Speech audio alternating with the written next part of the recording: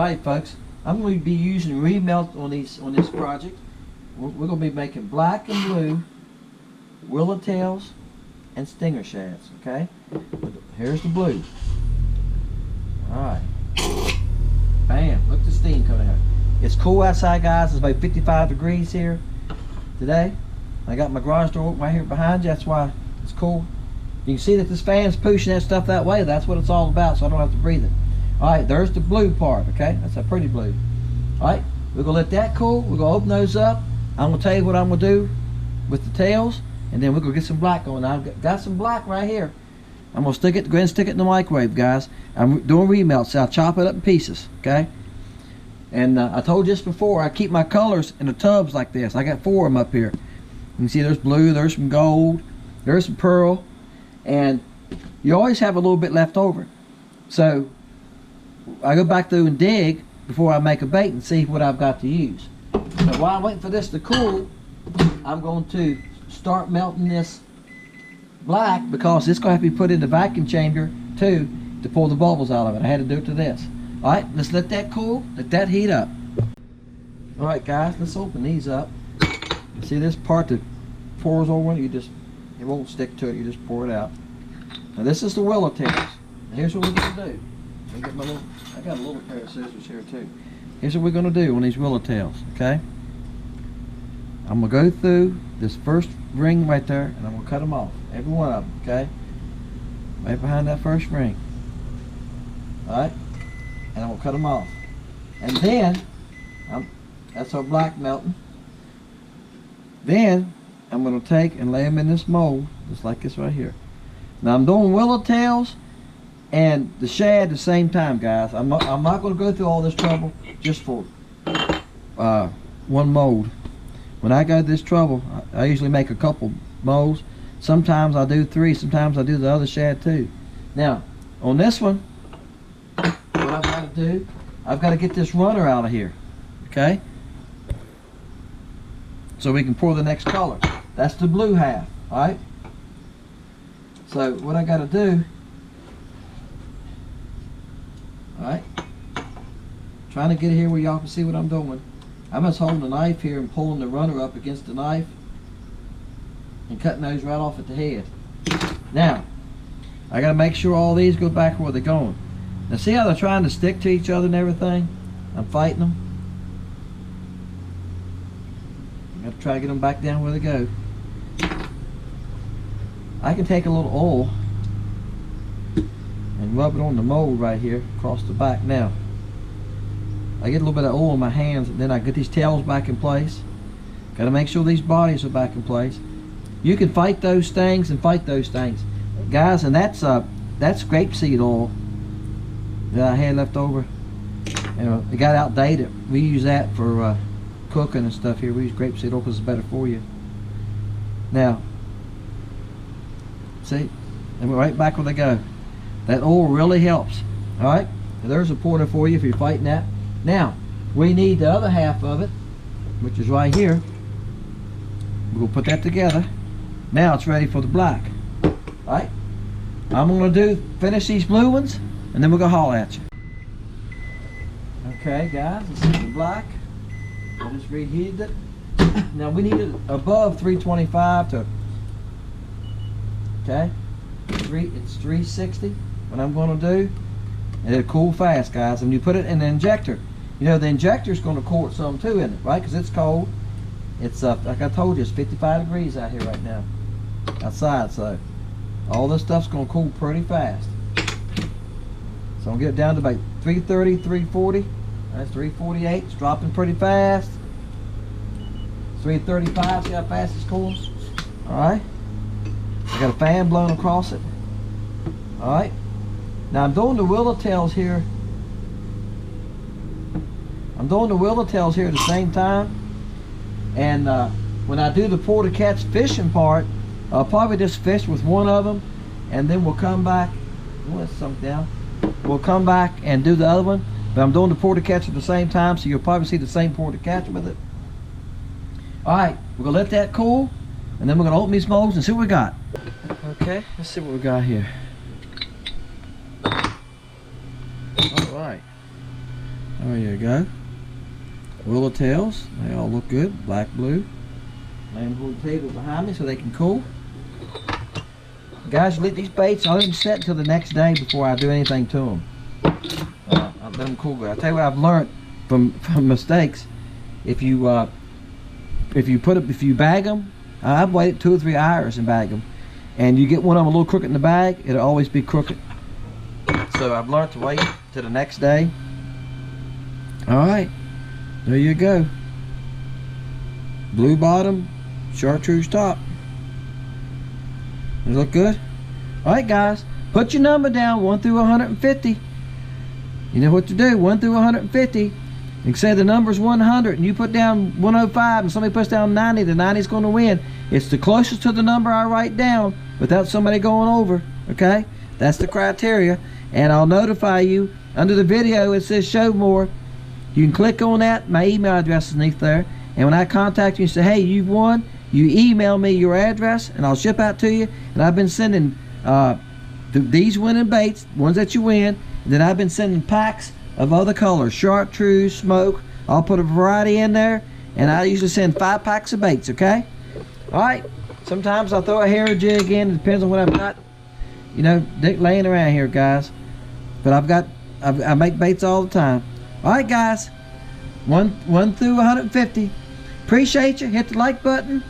The video's coming up. Watch some of these clips of some of these fish we catch on them. Then I'll see you on the outro.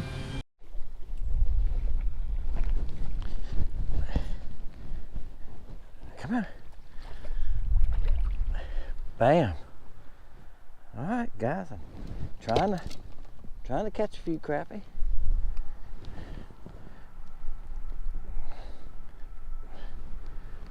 That's a white crappie too. He's a white crappie. I don't catch many white crappie. I think that's number 8 or 9 I've caught this year. Black and blue, guys. Blue bottom, black top. What do you think of that? And that's on the stinger shad. Stinger shad's the only thing I can do the 2 colors on right now, because I got a laminate plate for it. And like I said, I'm still learning with it how to get them to bond good. And sometimes I get them to bond pretty good. But it's gotta be, like I said this in other videos. So I can repeat myself. I'm just learning. It's all about the temperature of that plastic. If you get it too hot, it melts it together. It mingles the colors. If you don't get it hot enough, the black will separate from the blue. Gosh, guys, I must be on the right color. The next cast right back into that treetop. I'll show you the treetop in a minute. Don't have a few crappie on it. Wow. I'm using these ultralight rods, guys. It's a 7-foot rod, but it's light action. That's all. I love them. This is a Denali rod. Y'all have noticed I've been using. I got a couple different ones. But this Denali rod, I love it. But it's 7 foot, 1-piece, light action, made just for crappie fishing and pan fishing.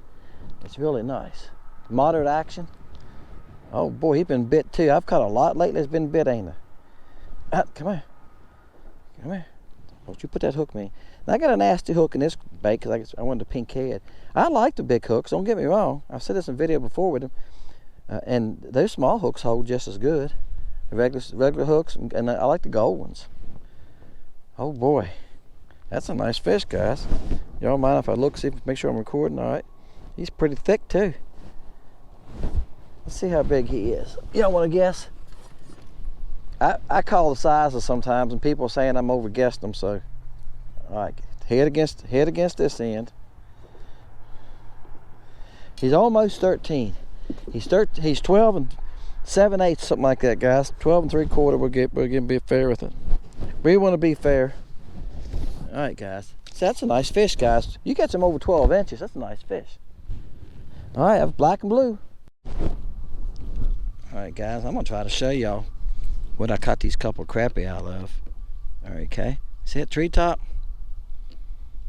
You can see a couple of those bright spots. I don't know if there's perch or not. They're following me now, but and there's more to it. Let me spin around here. So I'm coming around. So here's a little bit more over here. Just a couple of pieces in here. See there? Like these spots like here. They're fish. Right there's one. Right here's one right here. Is that bright spot? Alright, I'm gonna release this. There's one there. Ain't many here. And there's like 3 right there. See them 3 real bright spots?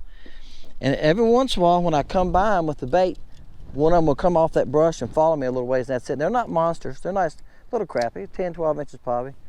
Or 10 inches to say, I'm gonna say 10 to 12. But one I caught was a nice one. There's a couple decent ones in here. I see some bigger ones down deeper, but there's ones hanging on those limbs that are not that big.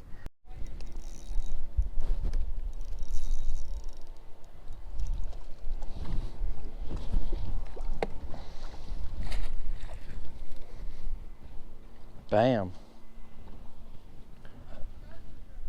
All right, guys. I was gonna lay him up there, and I found a place to set him down here. I shampooed my carpet the other day. Actually, it was last night, I think, because I had so much slime on the boat. And I spilled the Coke on it. That's a white crappie too, guys. I've caught more white crappie than I've caught for a long time. That's a nice fish. He's a good 11 and a half fish too. There you go. Bam. Look here, black and blue. I got a white head on this one. Got the weed guard on it too because I'm in a treetop. I'll show you. Alright, you can see the tree limb coming out there. You see the fish down the end of it.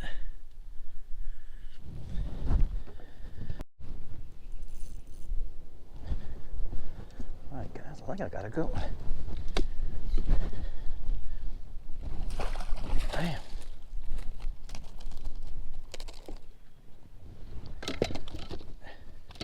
Bam.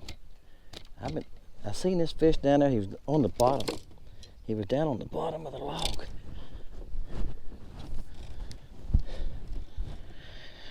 Whew.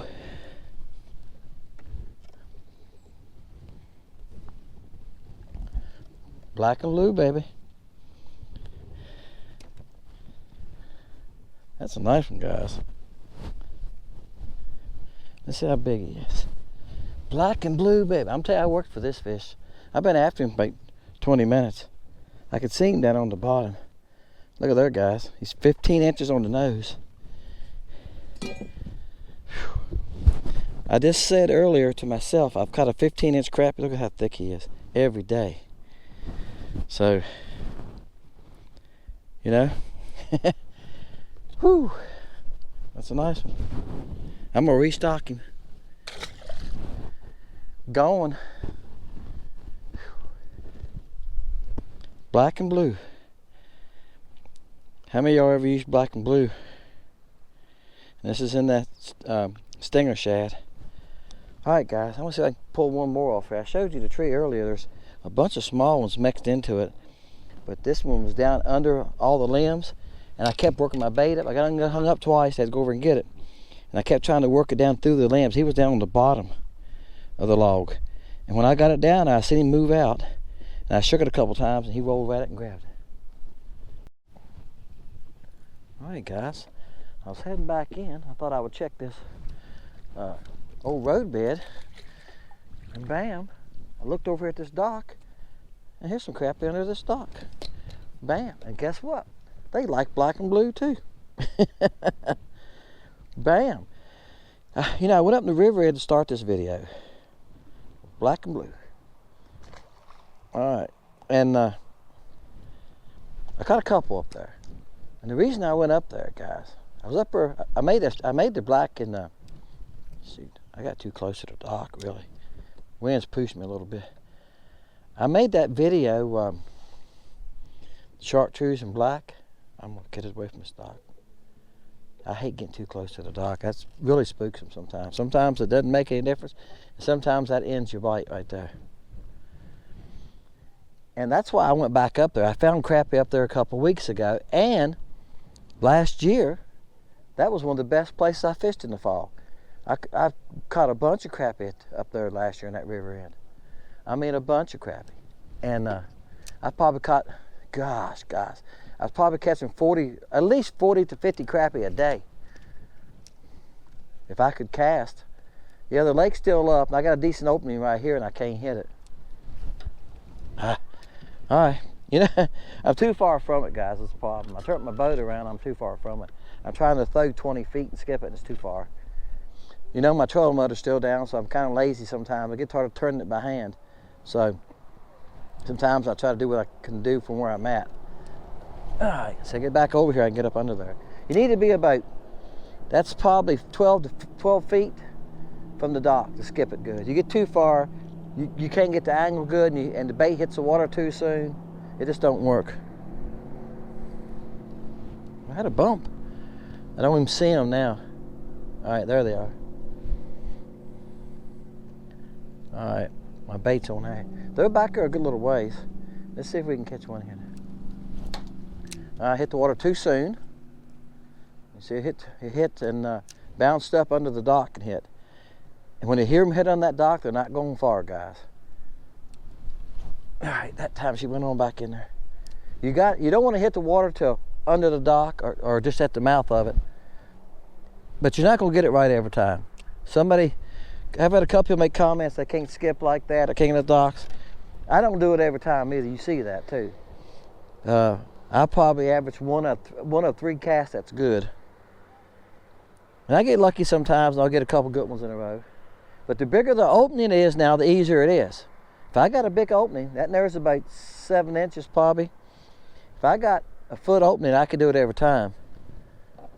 But the lake's up a lot. And you see the front's completely underwater. The front of the dock, see, it's completely underwater. You can't even cast on the front. That's how much it's up.